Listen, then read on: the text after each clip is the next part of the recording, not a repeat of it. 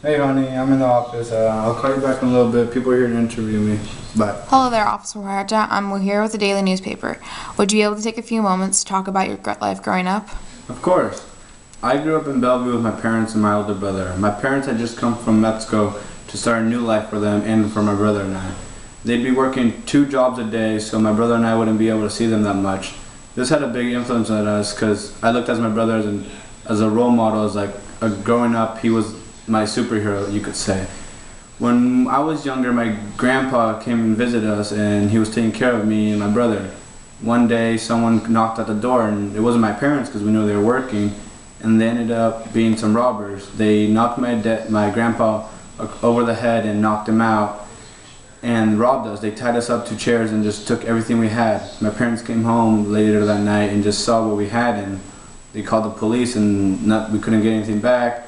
And that's when they realized that we had to move from Bellevue because there was nowhere to raise kids, and we moved to Mace Pond, and that's where we're living right now. Growing up in Mace Pond gave my brother and I the chance to interact with other Caucasian kids, which in Bellevue we didn't have the chance to because it was a majority of Hispanics. And in Bellevue we didn't speak English, so we didn't know any English when we came to Mace Pond. But that all changed when I met my 2 best friends, Zach and David, which they helped me a lot to learn English, and I taught them how to speak Spanish. My brother and I first enrolled into Woodside, and they had an ESL program, which stood for English Second Language. This was good for my brother and I because it helped us learn the basics of English and taught us how to speak to our parents and talk to the other kids in the community. Growing up, I started to realize what my values and my strengths and what my skills were because my parents were telling me and others were telling me. I always valued my family. My family was always there for me. I appreciated them, they appreciated me. We always encouraged each other. And my mom would always tell me that I'm a good leader, that she would see me tell others to help out. She would see me as a captain, you could say. And I saw a little bit too, but not as much. Leadership has always been a big strength of mine, like my parents have said and others have said. It has helped me make the decisions I've made, as from saying no to drugs and helping others and when they need help in school and so what. Also, my another strength is responsible. My parents have always seen me responsible. Whenever they say do this, I'll do it right away. I don't procrastinate. Whenever I need to get the job is done right then, right now, no later or next week. Entering high school was a new story of my life because it wasn't like middle school or elementary school where I could just talk to the same friends I grew up with. High school was a group of friends I'd never even seen, people I never knew existed. So my strengths and values and skills, bringing those with me to high school, helped me a lot. My junior year in high school, I enlisted at Snoil Skill Center where they had a criminal justice program, and the instructor there was an LA cop for 15 years, and he taught us that some of the amendments, some of the laws, and some of the cases worldwide of how the Supreme Court affected the result.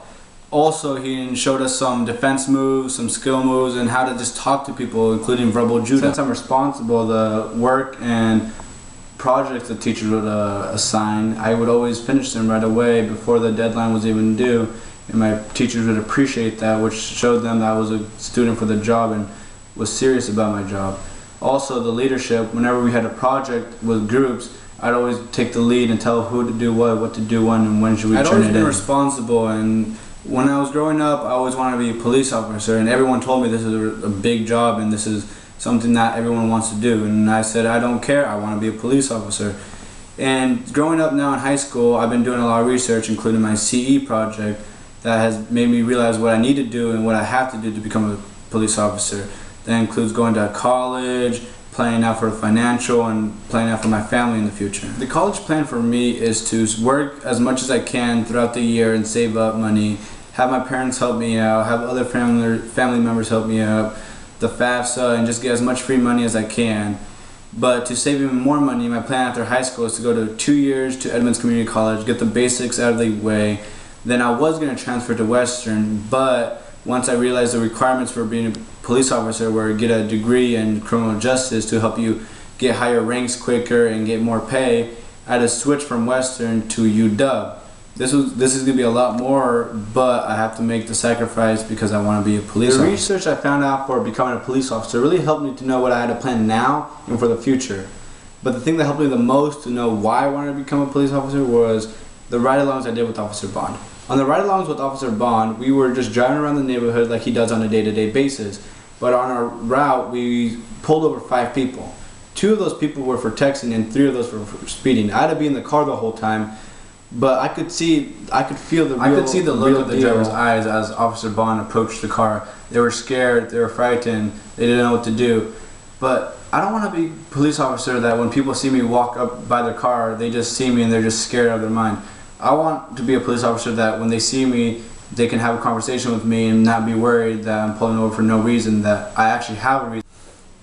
Also, I've joined the Explorer, which is a group of kids that go to police stations and do ride-alongs, building search, hand-to-hand combat. It's more of hands-on of being a police officer, not just a book. Apart from just being a man with a badge on his chest, I wanted to be a police officer because it takes the money issue off the table.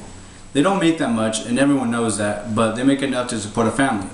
I just want a family of 4 where I can get involved with the community, have enough to support each other, go on vacations every once in a while, and be able to send them off to college. Overall, my future looks bright. I have my college already planned. Graduate from high school and go to Edmonds for 2 years to get the basics, then transfer to UW to get a criminal justice degree. After that, I'm going to join the academy, then after the academy, become a police officer either in the Mill Creek area or the Snohomish area. Once I'm a police officer, I will settle down and have a family of 4.